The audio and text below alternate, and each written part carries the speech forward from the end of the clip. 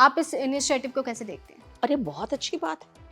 अगर कोई टीचर इस इनिशिएटिव को लेके आ रहा है तो पूरे टीचर कम्युनिटी के लिए बहुत गर्व की बात है। एक तो हलचल पे हमने बात की कि इलेक्शन बिहार में हुआ और जो रिजल्ट है वो बिल्कुल चौंकाने वाले हैं। दूसरी हलचल खान सर को लेकर है।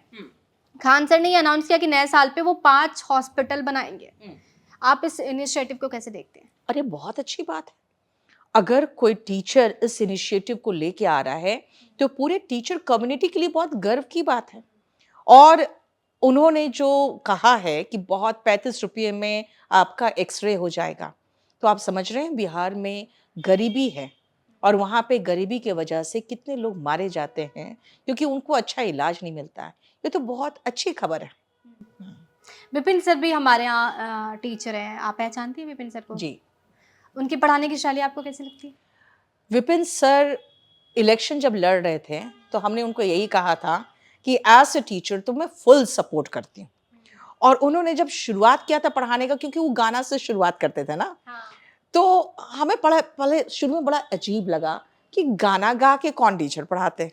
लेकिन उसके बाद मैंने देखा उनकी फ़ैन फॉलोइंग, फिर वो राजनीति में उतरे, मुखिया बने और बेबाक बोलते हैं, अच्छे हैं। चुनाव नहीं जीत पाए। कौन जीत पा रहा है? पढ़ा लिखा कौन जीत रहा है बिहार में, ये पहले बताओ ना आप। हाँ, तो प्रशांत नहीं जीत पाए। हाँ, एक और वहाँ के प्रोफेसर केसी सिन्हा, वो नहीं जीत पाए। तो मैं यही पूछ रही हूँ, बिहार में पढ़ा लिखा कौन जीत रहा है अभी? तो इसीलिए आप अगर कहोगे कि इलेक्शन जीतना ना जीतना ये अगर साबित करता है कि आप लायक हो कि नालायक हो, तो हम सभी टीचर्स नालायक ही निकलेंगे क्योंकि हम लोग नहीं जीत पाएंगे। हाँ, ये जरूर है कि फैन फॉलोइंग अगर निकल जाए कि हाँ वोट ही करना है इनके फेवर में, तब भले शायद जीत जाए। खान सर को मैंने बोला था इलेक्शन लड़ो। अच्छा, आपको लगता है कि केसी सिन्हा अगर बीजेपी में होते तो चुनाव जीत जाते? इसका मतलब है उसमें उनका एजुकेशन का कोई योगदान नहीं रहेगा, है ना? फिर तो बीजेपी का ठप्पा लग गया इसलिए जीत गए। तो मैं कह रही हूँ एजुकेशन अगर उनको जिता दिया होता तो मैं मानती कि हाँ ये एजुकेशन का बोलबाला है। जी, एसएससी प्रोटेस्ट की बात कर लेती हूँ। प्रोटेस्ट को लेकर खूब हवा बना, बहुत सारे वीडियोस हमने देखे। इसका फलसफा क्या है? टीचर के लड़ने के अलावा टीचर्स हमें लड़ते हुए नजर आए, रिजल्ट क्या हुआ प्रोटेस्ट का? पहला जो हम लोगों ने प्रोटेस्ट किया था जिसमें मैं अरेस्ट हुई थी, उस पर एफआईआर भी मेरे पर हो चुका है। तो मेरे पर 2-2 एफआईआर हो गया इस प्रोटेस्ट के बाद।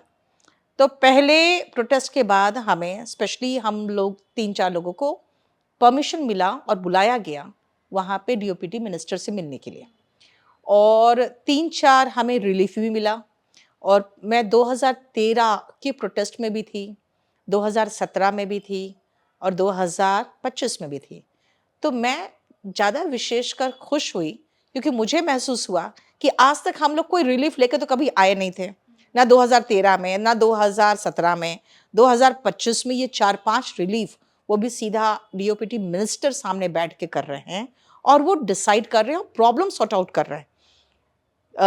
एसएससी के चेयरमैन सामने बैठे हैं, उनका क्वेश्चन सीधा उन पर होता है और डिमांड हमारा होता है, क्वेश्चन वो करते हैं। और एसएससी चेयरमैन इतने बैकफुट पे आ गए थे कि वो मीडिया में घूम घूम के अपने स्टेटमेंट्स दे रहे थे जो कि आज तक एसएससी के इतिहास में कभी नहीं हुआ।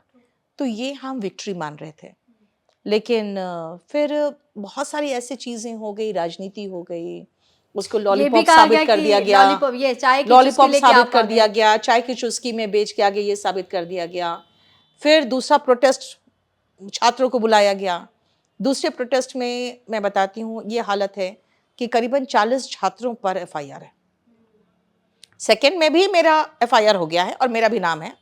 और 1-1.5 सप्ताह पहले 4-5 घंटे का इंट्रोगेशन भी हुआ है, डॉजियर भी बन गया है, दोनों में डॉजियर बन गया है। तो परेशान तो मुझे भी किया गया है और दोनों में एफआईआर है। लेकिन पहला के बाद जो हमें उम्मीद थी और जो डीओपीटी मिनिस्टर ने कहा था जितेंद्र सिंह जी ने कि फिर से मुलाकात होगी, रेलवे को लेकर भी मुलाकात होगी। आज तो एसएससी के चेयरमैन हैं, रेलवे के चेयरमैन को बुला के आप लोग को बुलाया जाएगा, फिर से मुलाकात होगी। तो वो सब धरा का धरा रह गया क्योंकि सेकेंड प्रोटेस्ट में हम लोग हारे हैं।